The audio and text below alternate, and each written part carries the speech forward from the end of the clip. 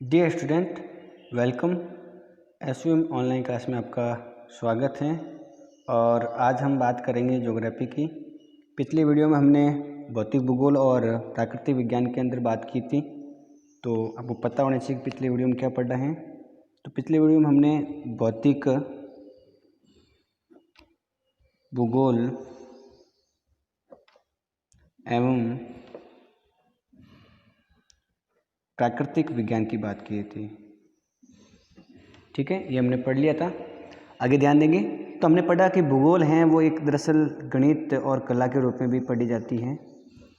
भूगोल में गणित का भी प्रयोग होता है और कला का भी होता है। कला के रूप में देखें तो एक मानचित्र है, वो कला के रूप में देखा जाता है।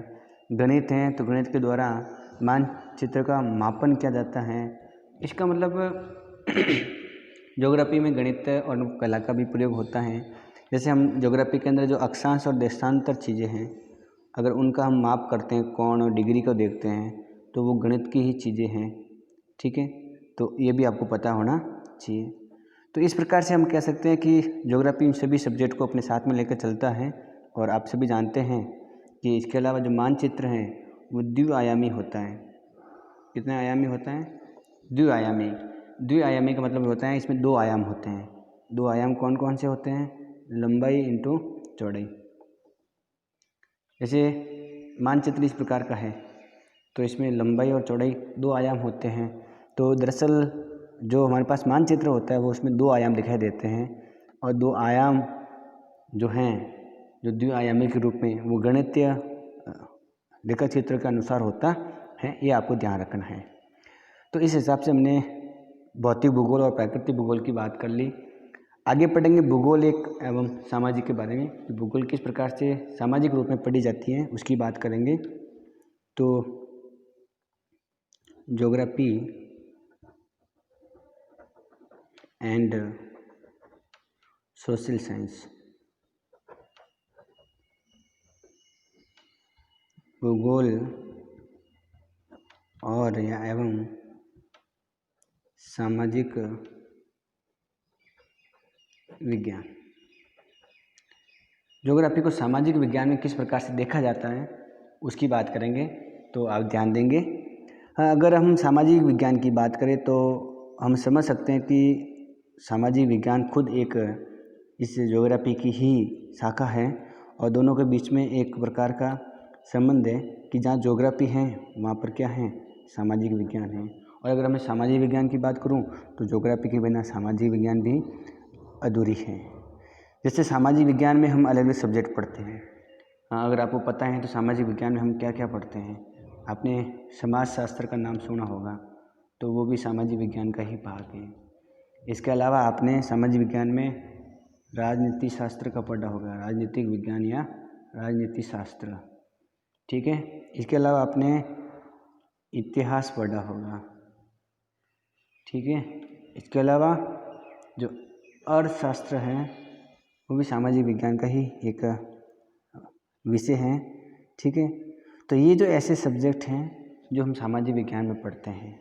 अगर हम इसको भूगोल के साथ में देखें तो अगर हम भूगोल की बात करें तो भूगोल के अंदर जैसे हम समाजशास्त्र पढ़ते हैं, क्या पढ़ते हैं? समाजशास्त्र। तो हमारे पास में सामाजिक भूगोल भी होता है, एक तो सोशल ज्योग्राफी होती है हमारे पास में। अगर हम राजनीतिक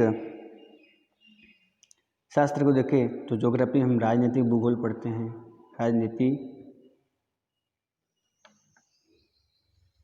राजनीतिक ज्योग्राफी। ठीक है, अगर हम इतिहास को देखें, किसको देखें? इतिहास को, तो हमारे पास में इतिहास के लिए भी अलग अलग चीज़ें आती हैं। तो हम इतिहास के रूप में हम समय को इतिहास और समय के रूप में इतिहास और इतिहास की बात करें तो ज्योग्राफी के अंदर हम इतिहास के दौर में भौगोलिक कंडीशन को भी पढ़ते हैं। तो जो भौगोलिक समय है वो इतिहास के माध्यम से हम समझ सकते हैं। अगर हम अर्थशास्त्र की बात करें तो हमारे पास में आर्थिक भूगोल की एक सब्जेक्ट आता है, तो आर्थिक भूगोल की हम बात कर सकते हैं। किसकी? आर्थिक भूगोल की बात कर सकते हैं। ठीक है, और उसके अलावा हमारे पास में सामाजिक विज्ञान में जनांकीय सब्जेक्ट आता है, तो उसमें हम जनसंख्या पढ़ते हैं। क्या पढ़ते हैं? जनसंख्या। उसके बाद में अधिवास भूगोल पढ़ते हैं। इसका मतलब ये हुआ कि जो सामाजिक विज्ञान की सब्जेक्ट हैं या विषय हैं वो भी भूगोल से जुड़ी हुई हैं। ये सभी विषयों के बीच में आपस में घनिष्ठ संबंध है। ऐसा नहीं कि सब्जेक्ट अलग अलग हैं। जिस प्रकार समाजशास्त्र होता है तो सामाजिक भूगोल भी होता है, अर्थशास्त्र होता है तो आर्थिक भूगोल होता है, आपस में सभी जुड़ी हुई हैं। ठीक है। जैसे राजनीतिक शास्त्र का जो मूल उद्देश्य होता है कि भी किसी राज्य के बारे में विशेषता बताएं। ठीक है। तो उसी प्रकार से भूगोल के अंदर भी हम किसी राज्य के क्षेत्र के बारे में पढ़ते हैं कि उस राज्य के अंदर क्या विशेषता है। ठीक है। जैसे अर्थशास्त्र होता है तो अर्थशास्त्र का जो मूल उद्देश्य होता है कि वो क्या करें, उत्पादन के बारे में बताएं। ठीक है। और उसके अलावा जो विवरण है उसकी बात करें। उसी प्रकार ये जो चीज़ें हैं वो हम ज्योग्राफी में भी पढ़ते हैं किस जगह पर कितनी चीज़ का उत्पादन होता है, किस जगह पर कौन कौन सी चीज़ों का विवरण है, ये हम ज्योग्राफी में पढ़ते हैं। इसका मतलब हुआ कि भी सामाजिक विज्ञान की जो विषय हैं वो ज्योग्राफी से जुड़ी हुई हैं और इन सब का प्रयोग हम करें तो पूरी ज्योग्राफी बनती है। और कुल मिलाकर ध्यान रखना है कि प्राकृतिक विज्ञान, नेचुरल साइंस और सोशल साइंस या सामाजिक विज्ञान, इन सभी के बीच में घनिष्ठ संबंध है। इसकी बात कर लिए। ठीक है। प्राकृतिक विज्ञान में किन सब्जेक्ट की बात की है तो आपने ध्यान दिया होगा कि हमने जलवायु, मौसम विज्ञान इनकी बात की थी, और सामाजिक विज्ञान में हमने इतिहास, अर्थशास्त्र इनकी बात की है। ठीक है। तो ये आपको ध्यान रखना है। इसके अलावा आपको भूगोल के जो अलग अलग क्षेत्र हैं वो आपको ध्यान रखने हैं। तो मैं एक एक भूगोल के अलग अलग क्षेत्रों की बात कर लेता हूँ और अलग अलग सब्जेक्ट की बात कर लेता हूँ। तो भूगोल के क्षेत्र,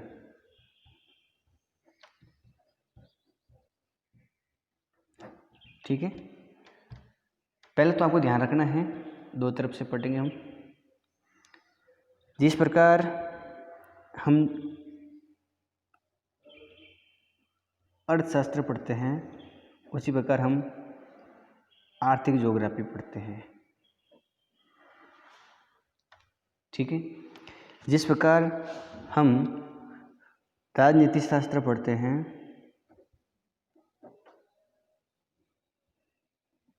उसी प्रकार हमारे पास राजनीतिक भूगोल भी होता है। ठीक है। जिस प्रकार हम इतिहास पढ़ते हैं हमारे पास ऐतिहासिक भूगोल भी होता है, हम ऐतिहासिक भूगोल के बारे में भी पढ़ते हैं। ठीक है। जिस प्रकार हम समाजशास्त्र पढ़ते हैं तो हमारे पास सामाजिक भूगोल भी होता है। ठीक है। और इसके अलावा जैसे हमारे पास में दर्शन शास्त्र एक सब्जेक्ट है, अगर उसकी बात करें तो वो भी ज्योग्राफी से जुड़ा हुआ है और हम इसको भौगोलिक चिंतन से पढ़ते हैं। किसे पढ़ते हैं? भौगोलिक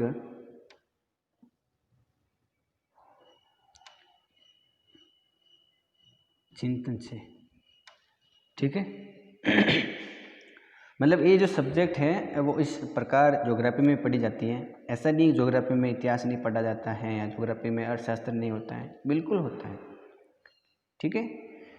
अगर हम मानव शास्त्र की बात करें कि भी जो मानव शास्त्र सब्जेक्ट हैं क्या हम ज्योग्राफी में पढ़ते हैं? बिल्कुल, हम ज्योग्राफी में सांस्कृतिक ज्योग्राफी पढ़ते हैं, सांस्कृतिक ज्योग्राफी पढ़ते हैं। जैसे हम अगर पर्यावरण विज्ञान पढ़ते हैं अगर, तो क्या ज्योग्राफी के अंदर पर्यावरण विज्ञान पढ़ते हैं हम? बिल्कुल हाँ, पर्यावरण विज्ञान को हम पर्यावरण भूगोल के रूप में पढ़ते हैं। जैसे हम अपने जीवन के अंदर पारिस्थितिकी विज्ञान पढ़ते हैं। क्या पढ़ते हैं हम? पारिस्थितिकी विज्ञान। तो क्या हम इसको भी अपने जीवन में पढ़ते हैं भूगोल में? बिल्कुल, मानव भूगोल इसी में पढ़ा जाता है। मानव भूगोल। ठीक है। और ध्यान रखना है आपको कि जिस प्रकार हम प्राणी विज्ञान पढ़ते हैं तो हम प्राणी भूगोल भी पढ़ते हैं। ठीक है। जिस प्रकार हम वनस्पति विज्ञान पढ़ते हैं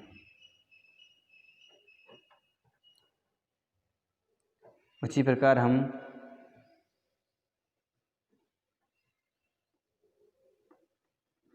पादप भूगोल भी पढ़ते हैं। इसके अलावा आपको ध्यान रखना है जिस प्रकार हम मृदा विज्ञान पढ़ते हैं, सॉइल साइंस, तो हम मृदा भूगोल भी पढ़ते हैं।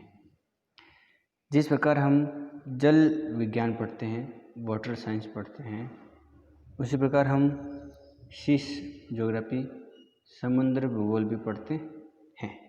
इसका मतलब ये हुआ कि सारी सब्जेक्ट ज्योग्राफी में है। कुल आप मिलाकर आपको ये समझना है कि ज्योग्राफी के अंदर एक सब्जेक्ट नहीं है, हम सभी सब्जेक्ट की बात कर रहे हैं जो आपके होती हैं।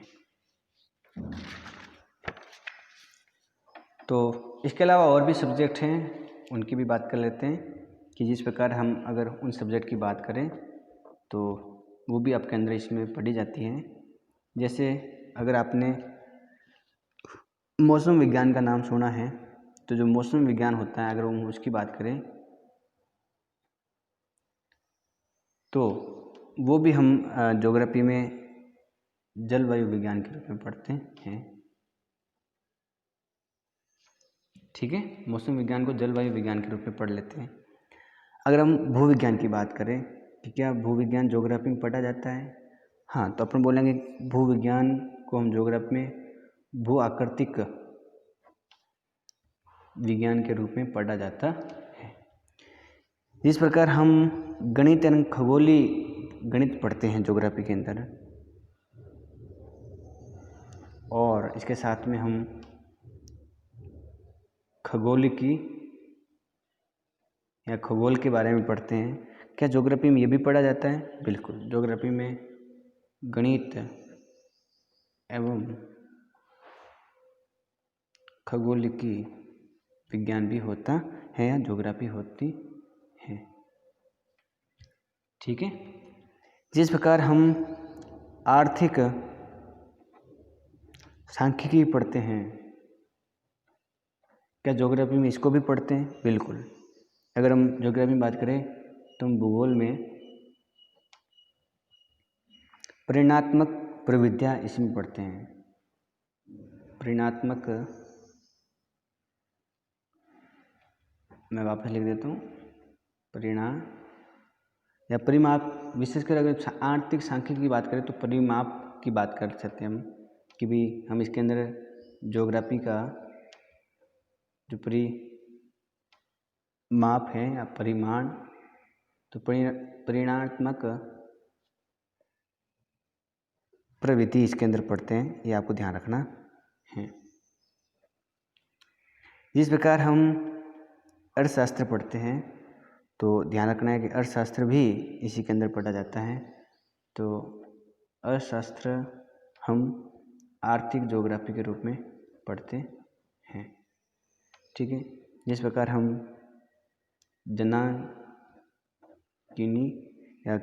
जनांकीकी पढ़ते हैं तो हम ज्योग्राफी में जनसंख्या ज्योग्राफी पढ़ते हैं, पॉपुलेशन ज्योग्राफी पढ़ते हैं। ये ऐसे सब्जेक्ट हैं जो अलग अलग रूप से पढ़ी जाती हैं, और इन सभी सब्जेक्ट की हमने बात कर लिए कि अगर ये सब्जेक्ट हैं तो ज्योग्राफी किस नाम से पढ़ी जाती हैं, ये आपको ध्यान रखना है।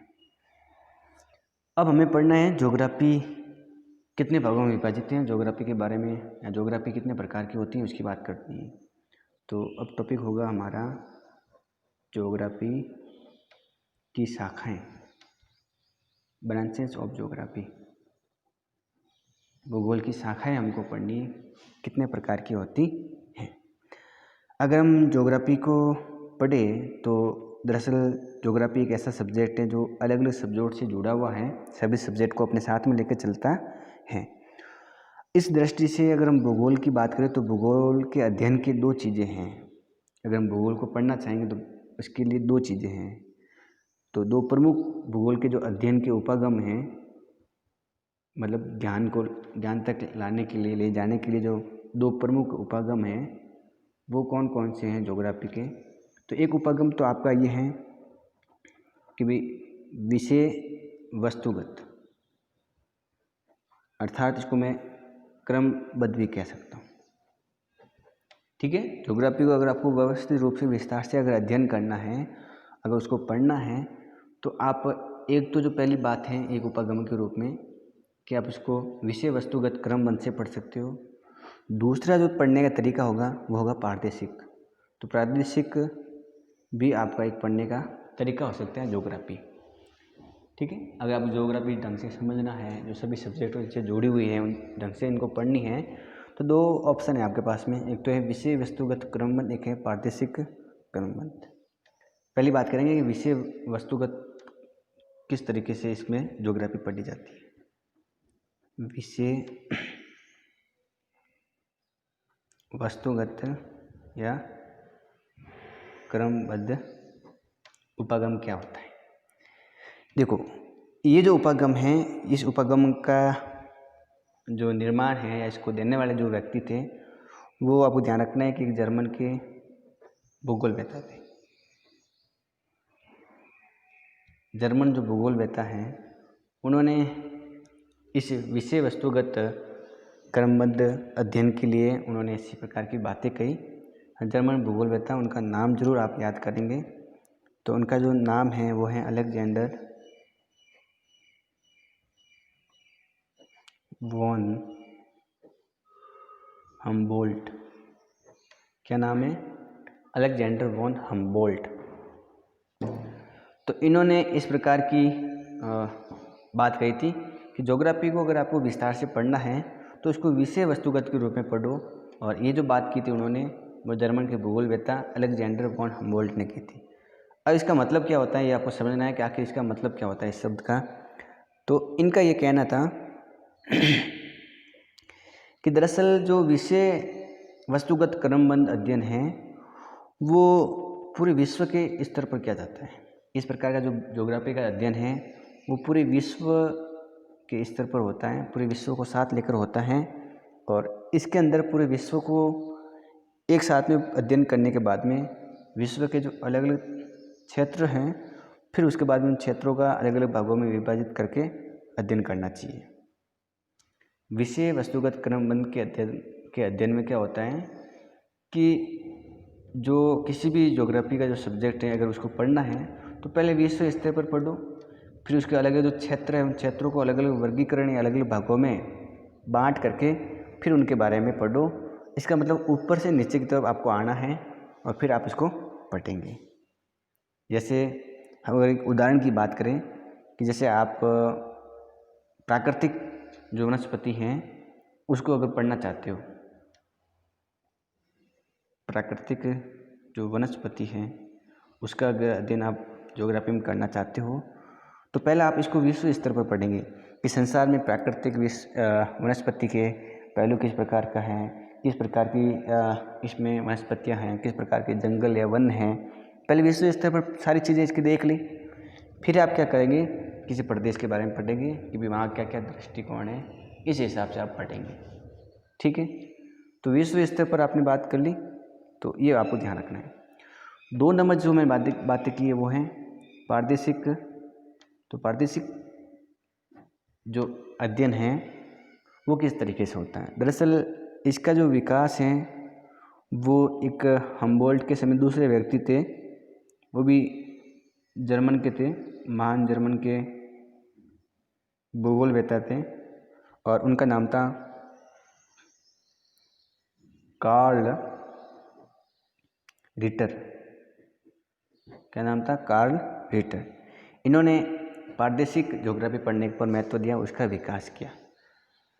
इसमें क्या होता है, देखो प्रादेशिक ज्योग्राफी के अंदर क्या होता है कि आप किसी भी विषय को लेकर, सब्जेक्ट को लेकर उसको अलग अलग प्रदेशों के तहत पढ़ेंगे, अलग अलग स्तर पर उसको अलग अलग प्रदेशों के रूप में पढ़ेंगे कि भाई पहले आपने क्या किया कि एक प्रदेश लिया, फिर उस प्रदेश की आपने सारी जानकारी पढ़ ली, क्या पढ़ ली, उस प्रदेश की सारी बातें आपने पढ़ ली, फिर दूसरा प्रदेश पढ़ लिया, फिर तीसरा प्रदेश पढ़ लिया। जबकि इसमें क्या होता है कि आपने कोई चीज़ ली, पहले विश्व स्तर पर पढ़ ली, फिर नीचे पढ़ ली है। तो पारदर्शिक उपगम में विश्व को विभिन्न अलग अलग स्तरों में पढ़ा जाता है, ये आपको ध्यान रखना है। और इसके अंतर्गत क्या होता है कि एक ही जगह पर एक जो प्रदेश है उस पर हम सारी भौगोलिक तथ्यों को अध्ययन करते हैं। जैसे अगर हम बात करें कि जैसे किसी एक जगह पर आप प्राकृतिक अध्ययन के रूप में देखते हो, तो वहाँ अलग अलग विशेषताओं को एक बार पढ़ लिया, फिर दूसरी बार आपने दूसरी जगह की बात कर ली है। तो ये जो बातें आपको इस प्रकार से ध्यान रखनी है कि प्रादेशिक अध्ययन के तौर पर क्या पढ़ा जाता है और विषय वस्तुगत उपगम के तहत जो आपने अभी बात की है क्रमबद्ध के रूप में, वो किस तरीके से पढ़ा जाता है। ठीक है, तो ये बात आपको ध्यान में रखनी है। ठीक है, तो आगे बढ़ते हैं। तो मेरे हिसाब से प्रादेशिक और विषय वस्तुगत क्रमबद्ध अध्ययन आपको पता लग गया होगा। मतलब अगर मैं एक उदाहरण की बात करूँ तो जैसे मैंने कहा कि जलवायु पढ़नी है आपको। क्या पढ़नी है? जलवायु। संसार में आपको जलवायु पढ़नी है। तो संसार में जलवायु पढ़ने के दो तरीके। आपने क्या किया कि पहले पूरी पृथ्वी की जलवायु पढ़ ली कि पृथ्वी की जलवायु कैसी है। ठीक है, तो पहले आपने पृथ्वी की जलवायु, केवल जलवायु पढ़नी है। ठीक है, फिर मैंने कहा आपको ज्योग्राफी पढ़नी है। क्या पढ़नी है आपको भूगोल पढ़नी है, आपको भूगोल का अध्ययन करना है। तो आपने क्या किया कि भूगोल में सबसे पहले टॉपिक लिया जलवायु। उस जलवायु को आपने पहले पृथ्वी के स्तर पर पढ़ा, फिर आपने किसी छोटे छोटे प्रदेश है उनके स्तर पर आपने पढ़ लिया कि भाई यहाँ की जलवायु कैसी है, यहाँ की कैसी है, यहाँ की कैसी है, और ऐसे करके सभी प्रदेश का आपने जलवायु का अध्ययन कर लिया। फिर आपने मान लो मौसम के बारे में पढ़ा, तो आपने पहले संसार का पूरी पृथ्वी का मौसम पढ़ा, फिर इस प्रदेश का, सभी प्रदेश का आपने एक एक करके मौसम के बारे में पढ़ा, केवल मौसम के बारे में। तो पहले आपने जलवायु पढ़ी एक के बारे में, फिर आपने सभी इन प्रदेशों का पृथ्वी का मौसम का अध्ययन किया। फिर वैसे मैंने आपका कहा कृषि का अध्ययन करना है, तो आपने पृथ्वी पर अलग अलग क्षेत्रों में बांट करके अलग अलग जगहों पर आपने क्या किया, कृषि के बारे में पढ़ा। तो इस प्रकार का जो अध्ययन होता है वो जो ज्योग्राफी में, वो आपका क्रमबद्ध, देखो नाम ही क्या है, क्रमबद्ध आया। तो इसमें विषय वस्तु को लेकर, एक विषय को लेकर आप क्रमबद्ध से पढ़ते रहते हो। तो क्या है विषय वस्तुगत क्रमबद्ध, मतलब ये हुआ कि एक एक विषय को लेकर आप क्रम से पढ़ते रहेंगे कि सबसे पहले आपने ये विषय पढ़ी, फिर एक टॉपिक को लिया, उसके बाद में ये अध्ययन किया, फिर एक टॉपिक को लिया, उसके बाद में ये अध्ययन किया। तो ये हो गया आपका विषयगत क्रमबद्ध के बाद। उसके बाद है प्रादेशिक। देखो प्रादेशिक जो ज्योग्राफी में अध्ययन होता है उसमें क्या होता है, जैसे आपने अलग अलग प्रदेश लिए कि भाई जैसे एक स्तर ये ले लिया, एक प्रदेश ये ले लिया, पहले इस प्रदेश की सारी जानकारी पढ़ ली कि वहाँ जलवायु कैसी है, मौसम कैसा है वहाँ पर, और भी जो कृषि, खेती, मृदा किस प्रकार की, इस प्रदेश की सारी जानकारी, सारी ज्योग्राफी या भौगोलिक कंडीशन आपने पढ़ ली। फिर आपने दूसरे प्रदेश की पढ़ी, ऐसे करते करते पूरे संसार की आपकी ज्योग्राफी पढ़ ली। तो ये ज्योग्राफी पढ़ने के दो तरीके हैं, एक तो विषयगत हो गया, एक विषय वस्तुगत, एक हो गया प्रादेशिक प्रदेश के रूप में। तो इन दो चीज़ों की आज हमने बात कर ली है और आज के लिए इतना ही। बाकी हम अगले वीडियो में बात करेंगे। ये वीडियो को एक दो बार ज़रूर देखें ताकि आपको याद हो जाए। वीडियो में बने रहने के लिए आपका बहुत बहुत धन्यवाद।